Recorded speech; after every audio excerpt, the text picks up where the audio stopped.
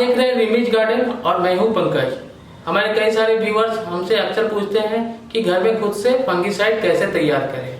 मैंने बहुत ही रिसर्च के बाद ये टेक्निक खोज निकाला हूं और मैं इस टेक्निक को अपने तक सीमित नहीं रखना चाहता हूं, आप लोगों के बीच शेयर करना चाहता हूं। और मैं आपको बता दूं, इस टेक्निक को मैंने खुद अपने पौधे के ऊपर इस्तेमाल करके देखा हूं और ये बहुत ही इफेक्टिव और कारगर है। अभी बरसात का मौसम चल रहा है और बरसात के मौसम में आप अपने पौधे या आपके पौधे के ऊपर फंगस का इफेक्ट आपको जरूर देखने को अक्सर मिल ही जाता होगा।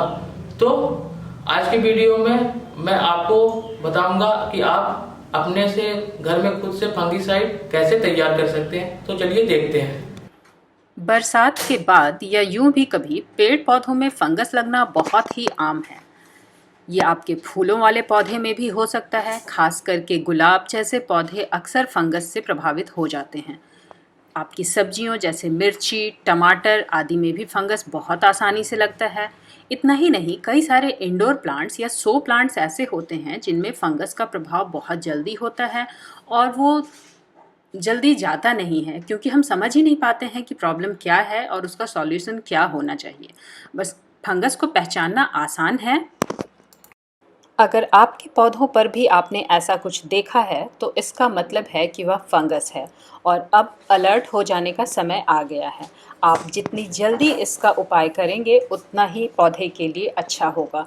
अर्ली फेज में फंगिसाइड का इस्तेमाल कर लेने से यह हमेशा के लिए ख़त्म हो जाता है, वरना अपने साथ साथ पौधों को भी बर्बाद करके जाता है। अच्छी बात यह है कि इसके ट्रीटमेंट के लिए फंगिसाइड आप घर में भी बना सकते हैं। सेहत का ख्याल रखते हुए या स्वाद का ख्याल रखते हुए कई बार हम घर में ही मक्खन निकालते हैं। मक्खन निकालने के बाद जो बटर मिल्क या मट्ठा बच जाता है उसे कई बार हम खाने में इस्तेमाल करते हैं और अक्सर वह बेकार बच जाती है, उसे हम फेंक देते हैं। मक्खन तो आपके काम की चीज़ है, लेकिन बगल में जो यह दूध जैसा बचा हुआ हिस्सा है जिसे छाछ, मट्ठा या बटर मिल्क कहते हैं, इसकी मदद से आज हम घर पे फंगिसाइड बनाएंगे जो आसान है और ऑलमोस्ट हर घर में यह बटर मिल्क या मट्ठा अवेलेबल हो। यह बटर मिल्क या मट्ठा है जो आप मक्खन निकालने के बाद जो बचा हुआ रहता है, जिसे वे भी बोलते हैं, इससे आप घर में फंगिसाइड बना सकते हैं। ये वैसे तो वेस्ट ही होता है। अगर आपके पास ये मट्ठा या बटर मिल्क नहीं है तो आप खट्टी दही का इस्तेमाल कर सकते हैं, खट्टी दही को डाइल्यूट करके।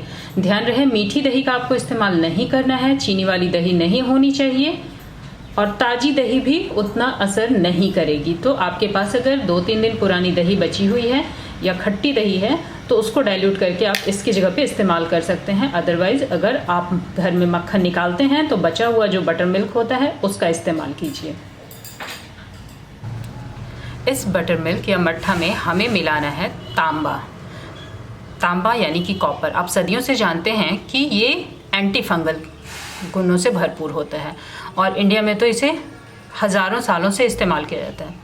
तांबा हमें कहाँ मिलेगा? तो हम घर में जो ये बिजली की बेकार पड़ी हुई तार होती है कभी कभी, इसके अंदर एक्चुअल में कॉपर वायर होता है, तो हम इसके अंदर के कॉपर को इस्तेमाल करेंगे। ये हमने निकाल के रखा हुआ है पहले से, काफ़ी पतली पतली तार होती है। ये कॉपर वायर हम इस बटर मिल्क में डाल देंगे। ऐसा करने से क्या होगा, ये एंटी फंगल गुण से भरपूर है और जो बटर मिल्क है ना, इसकी जो एसिडिटी होती है that will melt the copper.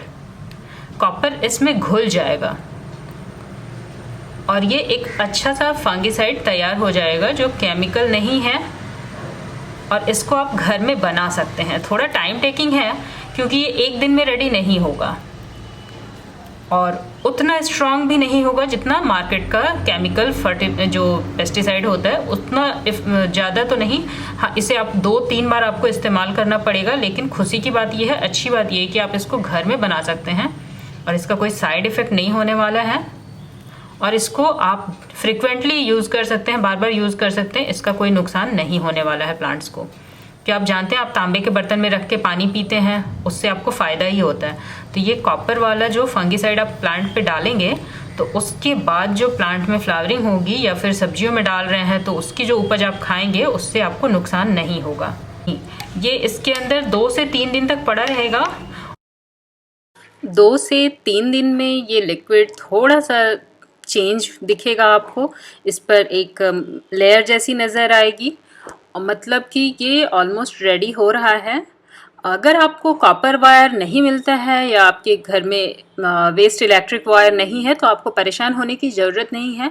पूजा के बर्तन हमारे यहाँ अक्सर पीतल के या तांबे के होते हैं, तो जो तांबे के छोटे बर्तन हैं आप इनका भी इस्तेमाल कर सकते हैं। इन्हें आप इस लिक्विड में डिप करेंगे तो एक तो आपका फंगिसाइड रेडी हो जाएगा और दूसरा ये बर्तन चमक उठेंगे, तो आपको एक साथ 2 फ़ायदे मिल जाएंगे।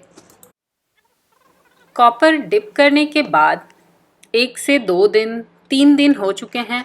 हम अब इसे अच्छे से छन्नी से छान लेंगे। छानने के पीछे बस एक वजह है, हमें कोई भी सॉलिड पार्टिकल नहीं चाहिए जो स्प्रेयर में जाए और उसे ख़राब करे।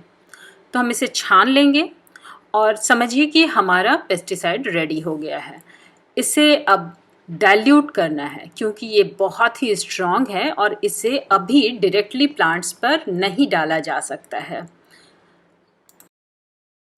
इस फंगिसाइड को डाइल्यूट करने के लिए हम एक मेजरिंग स्पून का इस्तेमाल करेंगे ताकि मेज़रमेंट में कोई गलती ना हो। यह 10 ml का चम्मच है।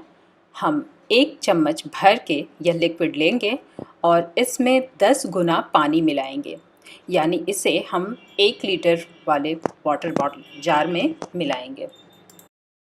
ये हमारा 1 लीटर का जार है जिसमें हमने पहले से पानी भर कर रखा है।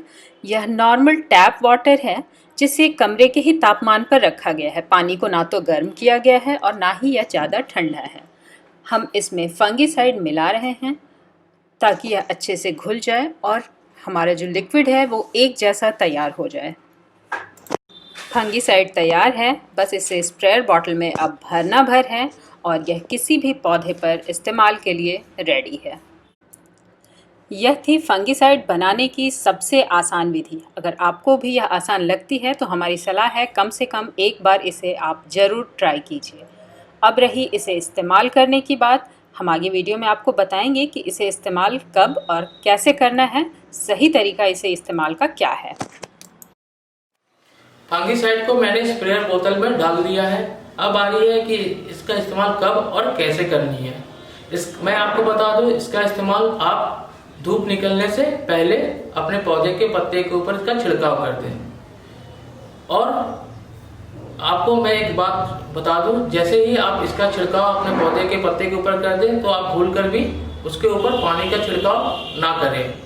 जैसे जैसे धूप बढ़ेगी वैसे वैसे फंगिसाइड का प्रकोप बढ़ता चला जाएगा। अगर अचानक बारिश हो जाए तो आप अगले दिन इसका छिड़काव कर सकते हैं। आपको इसका रिजल्ट देखना है तो आप 3 दिन के बाद देखें। अगर आपको रिजल्ट नहीं दिख रहा है या कम दिख रहा है तो आप दोबारा इसका छिड़काव कर सकते हैं, अथवा इसका छिड़काव आप दोबारा ना करें, इससे आपके पौधे को नुकसान पहुंच सकता है। वैसे तो दोबारा छिड़काव की जरूरत नहीं पड़ती है। अगर बीच में कभी बारिश हो जाए इस फंगिसाइड को डालने के बाद तो आप अगले दिन दोबारा कर सकते हैं अथवा ना करें। इसका आपको एक जरूरी बात और बता दूं, आप इसका छिड़काव पौधे की जड़ों में बिल्कुल भी ना करें। फंगिसाइड का छिड़काव आप पौधे के पत्ते के ऊपर सुबह में कर दें। जैसे जैसे धूप बढ़ेगा वैसे वैसे इसका इफ़ेक्ट और भी ज़्यादा होता जाएगा। अगर आपको ज़रूरत पड़े तो 2 से 3 दिन के बाद आप इसका दोबारा भी छिड़काव कर सकते हैं। फंगिसाइड के इस्तेमाल के 2 हफ्ते के बाद आपको पौधे पर नई जान नज़र आने लगेगी। आपको वीडियो कैसी लगी आप जल्दी से जल्दी लोगों के बीच इसे शेयर करें और हाँ, वीडियो को लाइक करना बिल्कुल ही ना भूलें।